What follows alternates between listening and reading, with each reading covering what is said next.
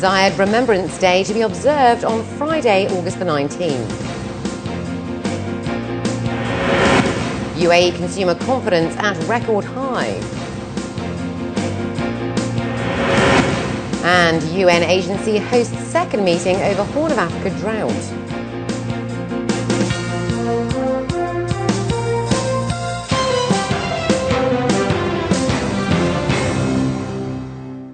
This is 7 National News. In our top story, the anniversary of the death of the UAE's founding president, the late Sheikh Zayed bin Sultan Al Nahyan, is being observed this year on Friday, the 19th of August, the 19th day of Ramadan, with solemnity and reverence.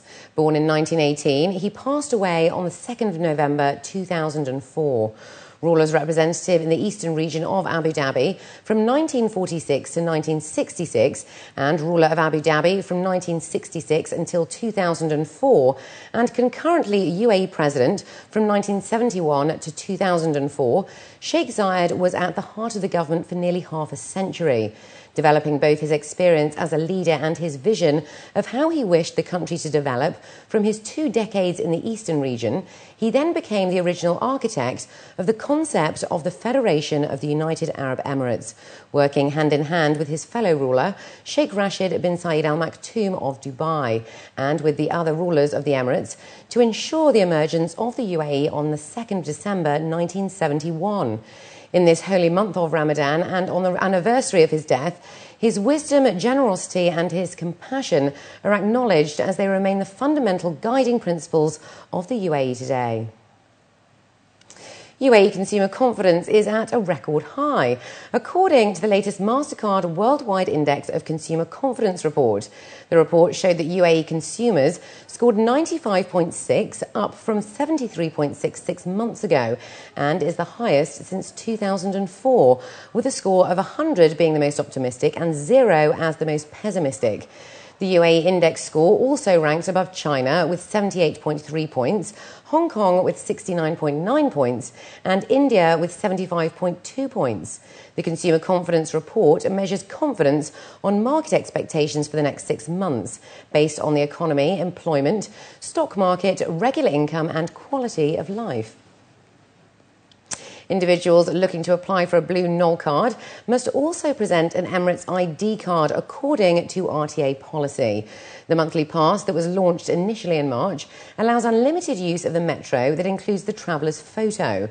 The Road and Transport Authority stated that they are receiving around 100 applications per month and are expecting more with the opening of the Green Line on the first day of Eid. The RTA has sold more than 3 million different types of e-cards since September 2009, with silver being the most popular. A total of 40 private schools across Abu Dhabi have received approval from the Abu Dhabi Education Council to increase their fees just ahead of the 2011-2012 academic year. According to a local report, a statement sent by ADEC revealed that the fee increases will amount to 6.6% for tuition, 5.3% for books, 0.7% for uniforms, and 12.3% for transportation. Yusuf Al-Shiriani, Executive Director of the Private Schools and Quality Assurance Sector in ADEC, said that the approvals were granted between January and July of this year. However, there will be no fee increase in Dubai of this year in view of an announcement in March that private schools will not be allowed to increase fees in the new academic year. The call for increased sense of responsibility for the environment we live in and the animals around us is being highlighted during Ramadan. This message is carried across a variety of places, including Al Ain Wildlife Park and Resort, which is among the most visited places in the UAE. As everyone's work hours have been shortened, many residents are increasingly spending time to learn and appreciate more about the environment and the animals around us. This picturesque scene of flamingos around the lake may be a popular sight from another country, but this one is found right here in the UAE. Over the years, Al Ain's Wildlife Park and Resort continues to be a popular destination for tourists and residents. Every year, the zoo's exhibits are growing in number along with a variety of species. According to them, they aim to educate everyone about the different animals, especially those on the endangered list. We want to educate our visitors about all these different animals, and a lot of these animals are endangered. So the only way that we can actually inform people about the species and their conservation status is to have them here so that people can see them and actually feel a bond with the animals, and in that way get more information about them, and in that way we can help the animals, protect the animals. And in Ramadan, it continues to attract crowds. The numerous exhibits provide a continuing education and awareness for various animals, such as the Arabian oryx. There are also many new interesting animals, including the endangered African wild dogs. Recently added into the exhibits, the zoo reported that this pack has successfully multiplied in the last couple of months. Many animals rarely seen by the public are also proving popular, such as the meerkats and the Bengal cat. It's the first time that I come here with my children. That was really grateful and very nice, and the children loved it. And we saw all kinds of animals, especially the tiger and the lion. Every minute of my drive, I came from Dubai to Al Ain. It was amazing. Especially being an Indian, I saw a Bengal tiger for the first time. So it's definitely an experience for me. Second thing, the white tigers, white lions, and all the birds which they have kept here. It's just amazing to see them.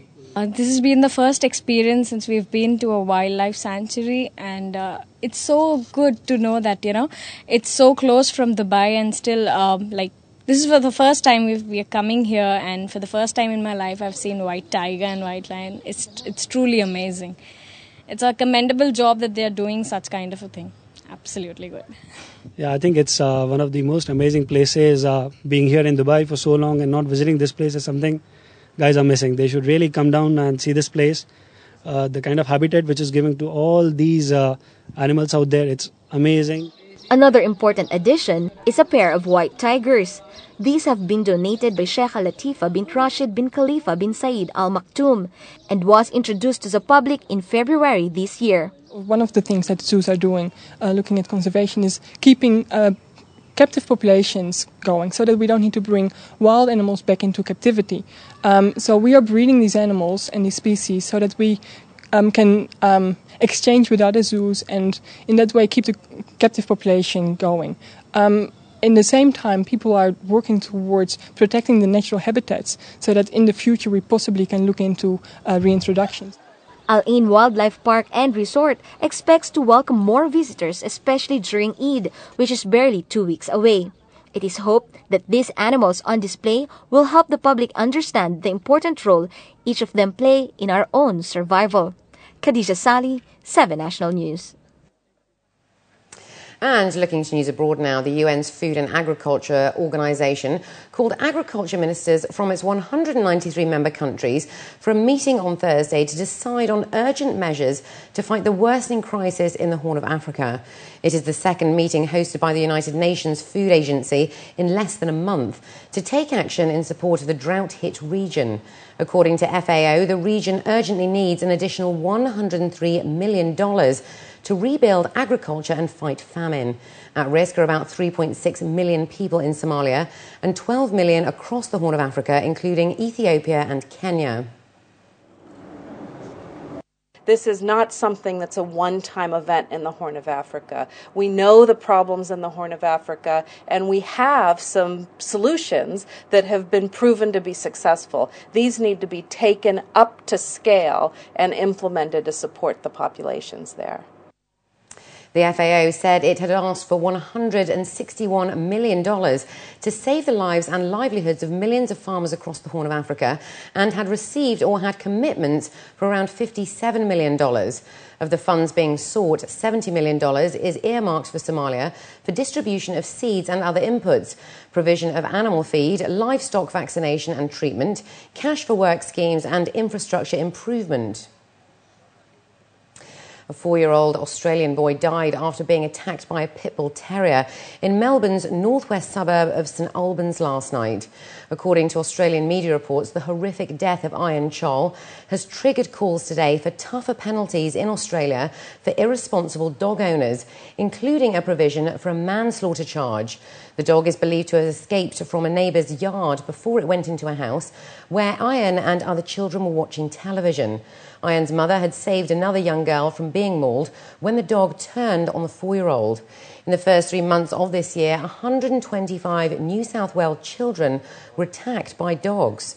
At present, under the Companion Animals Act, if a restricted or dangerous dog attacks someone in New South Wales, the owner can be fined up to $55,000 if the attack occurred because its enclosure wasn't secure enough. And up next, we have the day's business news, so stay with us.